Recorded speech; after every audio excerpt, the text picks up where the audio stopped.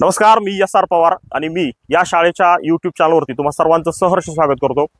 तुम्ही जे थंबनेल वाचलेलं आहे आणि थंबनेलवरती 1864 ची शाळा नेमकी कशी आहे हे या उत्सुकतेनं तुम्ही या व्हिडिओवरती आलेला आहात। मी खरोखर ती शाळा दाखवणार आहे आणि ही शाळा खरोखरच 1864 ला सुरू झालेली आहे का, कशा पद्धतीने आहे, इथे किती वर्ग आहेत, शाळा नेमकी कुठल्या परिस्थितीमध्ये आहे किंवा कशा वातावरणामध्ये आहे याविषयी मी संपूर्ण विश्लेषण अगदी थोडक्यात देणार आहे।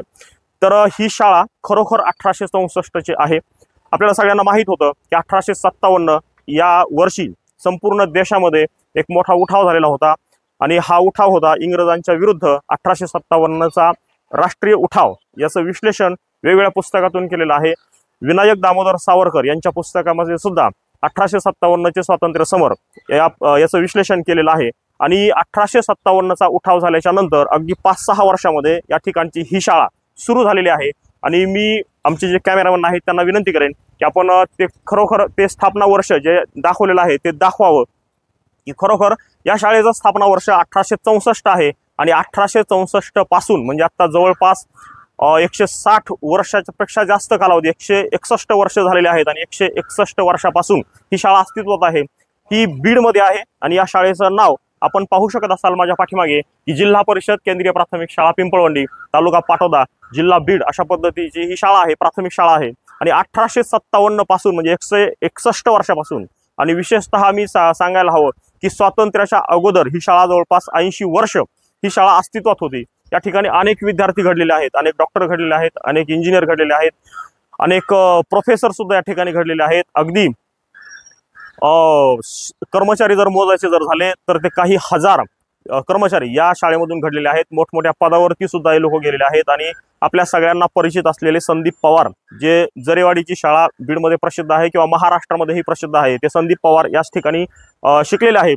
वेगवेगळ्या मोठमोठ्या पदावरती अगदी कलेक्टर पदापर्यंत गेलेले लोक या शाळेमध्ये शिकलेले आहेत। ही पिंपळवंडी, तालुका पाटोदा, जिल्हा बीड या ठिकाणची ही शाळा आहे आणि अतिशय सुंदर निसर्गरम्य वातावरणामध्ये ही शाळा आहे। शाळेच्या जवळ नदी आहे, आपण पाहू शकत असाल की आजूबाजूला गर्द अशी झाडी आहे, नदी आहे, नदीवरचा एक पूल सुद्धा आपण पाहू शकत असाल आणि अशा सुंदर वातावरणामध्ये ही शाळा आहे। पलीकडच्या बाजूला जर बघितलं तर शाळेच्या समोर एक सोमेश्वराचं मंदिर आहे आणि त्या सोमेश्वराच्या मंदिराचं शिखर सुद्धा आपण पाहू शकत असाल। शाळेचा हा सुंदर व्ह्यू अशा पद्धतीचा आहे आणि या निसर्गरम्य वातावरणामध्ये इयत्ता 1ली ते 7वी पर्यंतची ही शाळा आहे। अतिशय गुणवान आणि सुंदर असं इथलं वातावरण आहे। इथले विद्यार्थी सुद्धा फार गुणवंत आहेत। अनेक विद्यार्थी नवोदयला लागलेले आहेत, त्याचबरोबर अनेक विद्यार्थी स्कॉलरशिप मध्ये सुद्धा लागलेले आहेत। अनेक विद्यार्थी शिक्षक झालेले आहेत, अनेक MBBS ला लागलेले आहेत, अनेक IIT ला लागलेले आहेत, इंजिनियर आहेत, डॉक्टर साहेब, असे अनेक हजारो गुणवंत विद्यार्थी या शाळेत शिकलेले आहेत, घडलेले आहेत। आणि आतापर्यंत इथून किती विद्यार्थी शिकलेले असतील तर ती अक्षरशः लाखो विद्यार्थी या शाळेतून शिकून गेलेले आहेत। अशी ही गुणवंत शाळा ही शाळा।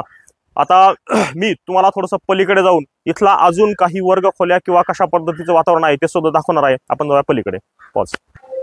आता आपण पाहू शकत असाल की मी आता शाळेच्या या ग्राउंडवरती आलेलो आहे आणि शाळेच्या ग्राउंडच्या अवतीभोवतीचा संपूर्ण परिसर मी या ठिकाणाहून दाखवणार आहे।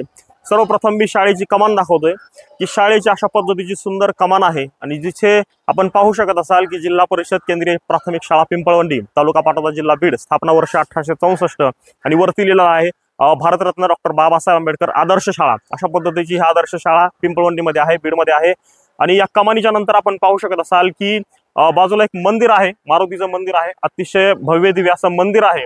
आणि मंदिरासोबतच मी पलीकडच्या बाजूला मस्जिद आहे ते सुद्धा दाखवू इच्छितो की पिंपळवंडी हे गाव अतिशय आदर्श असं गाव आहे। या ठिकाणी सर्व जाती धर्माचे लोक अतिशय गुण्यागोविंदाने राहतात आणि या मंदिराच्या समोर आपण शाळेची एक भव्य दिव्य इमारत पाहू शकत असाल की इमारत आहे, त्याचबरोबर इथे काही झाडं लावलेली आहेत, अशी उंच गेलेली अशोकाची झाडं।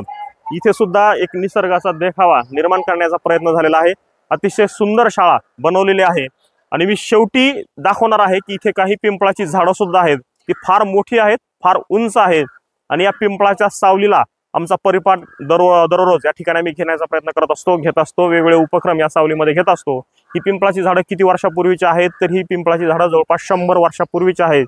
1925 साली जे सुरुवातीला शिक्षक या ठिकाणी होते त्यांनी ही पिंपळाची झाडं लावलेली आहेत आणि तेव्हापासून आतापर्यंत 100 वर्षापासून ती एक सावली या विद्यार्थ्यांना देत आहेत आणि हे विद्यार्थी घडवण्याच्या एक यशामध्ये या पिंपळाचं सुद्धा फार मोठं योगदान आहे असं जरी म्हटलं तरी सुद्धा ते चुकीचं होणार नाही। तर शेवटी मी जाता जाता एवढीच विनंती करेन की ही संपूर्ण शाळा आणि ह्या शाळेचं हे चॅनल आहे, या चॅनलला आपण कृपया सबस्क्राईब करावं एवढी विनंती करतो। त्याचबरोबर हा व्हिडिओ जास्तीत जास्त लाईक करावा, कमेंट करा, शेअर करा अशा पद्धतीची विनंती करतो आणि तुर्तास थांबतो। धन्यवाद।